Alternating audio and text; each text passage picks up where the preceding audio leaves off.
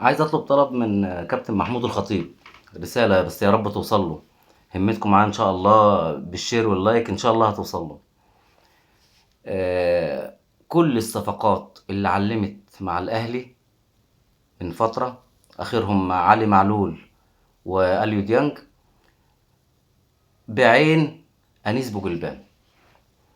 فايه المانع يا كابتن محمود ان انت تعين انيس بوجلبان في لجنة الكرة في الاهلي، ويبقى هو الكشاف بتاع الفرقه، ما دام الراجل عينه ما شاء الله عليه. ما شاء الله، علي معلول من افضل المحترفين اللي دخلوا مصر.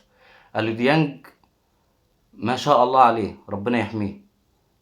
ما دام الراجل عينه كويسه كده، ايه المشكله انه يبقى في لجنه الكوره بتاعه الاهلي؟ وبدل الصفقات اللي بتيجي تتركن على الدكه وبعد كده تمشي، ويجي غيره ويتركن على الدكه وبعد كده يمشي، الراجل ده عينه كويسه، هيجيب لك صفقات هتدنها معلمه معاك، وممكن ممكن جدا جدا تكسب فيها مبالغ، ما شاء الله. ما شاء الله. بس ويا رب الرسالة دي توصلكم إن شاء الله، وبالتوفيق لنا بكرة بعون الله مع فلامينجو البرازيل إن شاء الله في كأس العالم للأندية.